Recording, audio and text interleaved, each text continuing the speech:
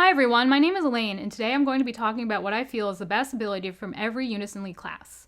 I'm just going to jump right into it, starting with the Cleric. For the Cleric, I chose Arc Heal. It removes status ailments and debuffs from one ally. Its added effect is that with an ability power of 120, it restores the HP of the target ally. As a Cleric support main, I like this ability because it has a low cooldown of 7 seconds and cost of 10. It's also one of the heals with a faster animation, mid-high range healing ability power, and it clears both status ailments and debuffs. In case you're wondering, I went with this ability over Mend, which recovers 10% of max HP for all allies, because it has a greater healing ability and removes status ailments and debuffs. Although Mend has a faster animation and costs nothing, it has a higher cooldown and doesn't have these latter two effects. I find that the ability to clear status ailments and debuffs is essential for a support Cleric in both PvE and PvP, since players are constantly being faced with these two issues. So ultimately I chose Arc Heal over Mend. But Mend is a close second for sure, especially because it heals all of your allies, whereas Arc Heal is a single person heal. For the Mage, I chose Ancient Spell.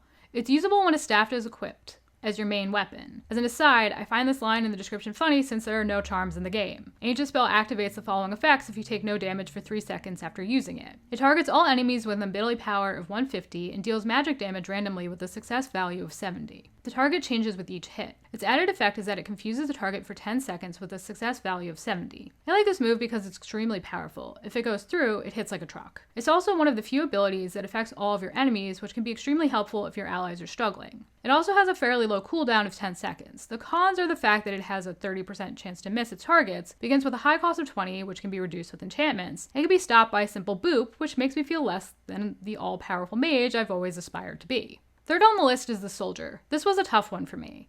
It was between Imperial Territory, which applies a reliance state to one ally and their adjacent allies, a max of 3 allies, that nullifies Unison Gauge reduction 1 time, and Glistening Edge, which is usable when a sword is equipped as your main weapon. It targets one enemy with an ability power of 130 and deals physical damage that penetrates any nullifying or invulnerability effects 5 times. Its added effect is that it fills your character's Unison Gauge by 3. It has a combo effect. When used after Iron Fortress, it deals physical damage with an ability power of 150, a 20-point increase over the non-combo version. It penetrates nullifying and invulnerability effects 5 times. Its added effect is that it fills the Unison Gauge by 5, a 2-point increase over the non-combo version. I like Imperial Territory because it nullifies Unison Gauge reduction, which comes in really handy in guild battles, but it has a high cooldown of 40 seconds. I like Glistening Edge for several reasons. First, it has a low cooldown of 7 seconds, a median cost of 15. It also has the ability to combo and become stronger so that it deals even more damage. Third, Glistening Edge can pierce through annoying nullifying and invulnerability effects, which is great for guild battle and when you're facing pesky monsters. Did I mention that it does this 5 times? Now that's awesome. And on top of all that, it fills your Unison Gauge slowly, which works really well if your guild is running a cheer strat. If you use Charisma,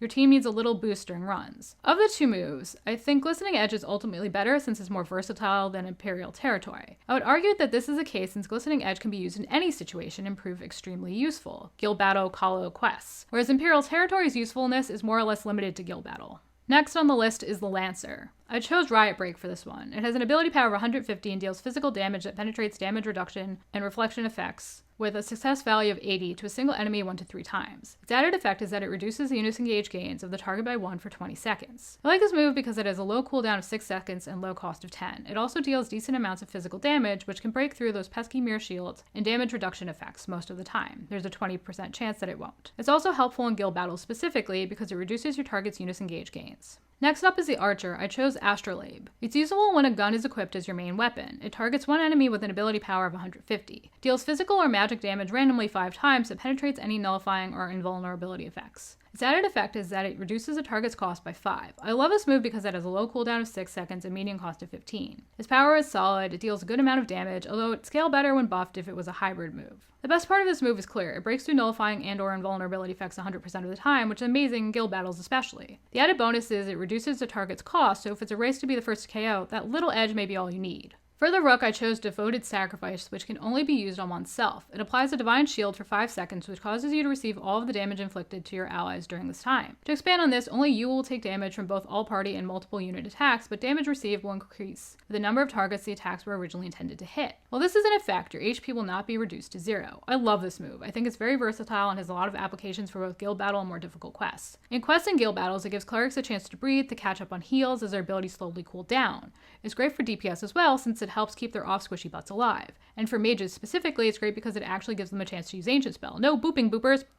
Next up is the Treasure Hunter. I chose Treasure Hunt. Targets one enemy with an ability power of 160. It deals magic damage. Its added effect when the target is an NPC is that it increases a target's item drop rate. When the target is a PC, its added effect is that it reduces the target's Unison gauge gains by 1 for 15 seconds. It increases your Unison gauge gains by 1 for 15 seconds. I adore this move for a few reasons. First, it deals damage to your opponent, which is helpful across the board. Second, it makes it easier to farm for items with low drop rates and endure the grind to get all the shiny new items that you want from limited time quests. Third, it makes it easier to fill your Unison gauge and hampers your enemy's ability to do so, making it more likely that you'll Unison first, slaughter everyone, rinse and repeat until you and your guild win your battle against your enemies. 8th on the list is the Berserker. This one will vary based off your playstyle, for example if you're a physical, magical, or blended Zerker, but I've chosen Purgatorium. It is usable when a staff or relic is equipped as your main weapon and targets one enemy with an ability power of 150. It deals magic damage that penetrates any nullifying or invulnerability effect 5 times with a success value of 80. Its added effect is that it casts Miasma on your character for 6 seconds. Miasma is a status ailment that decreases a target's HP in set intervals and reduces their static ailment resistance. I've chosen this ability since it has a fairly high AP and low cooldown of 6 seconds. It also breaks through pesky nulls and invulnerability effects, which is boss and guild battles. It does this 5 times, so it makes it even better. The more times the better. Unfortunately, it only has a success value of 80, but whatever. The only real downsides are the Miasma demerit, the high cost, which is 18, and reduced accuracy rate, which I mentioned previously. Next up is the Ninja. This one was really tough for me to decide, but ultimately I went with Spiritism Serpent, despite its high cooldown of 40 seconds and high cost of 25, because I really like what it does. Spiritism Serpent targets one enemy and its adjacent enemies, a max of 3 enemies, decreasing their Unison gauge by 10. It has an added effect. It applies Despair on the target for 15 seconds, with a success value of 70. Despair is a status ailment. Targets with this ailment will have their Unison gauge decrease as opposed to increase when Unison gauge boosting abilities are used on them, so things such as Cheer, for example. You can tell if your character or your teammates are suffering from despair because a blue downward-facing arrow will appear on them. This ability is awesome to me because it's basically an extra trolly version of a Lancer's negative pressure. Although it costs 10 more than negative pressure, Spiritism Serpent is better because it has the chance to cast Despair on your enemies. Since most guilds run a cheer strat, it's a great way to really throw a wrench in their plans and ruin their day. That cooldown though. Yikes! Last but not least is the Morpher.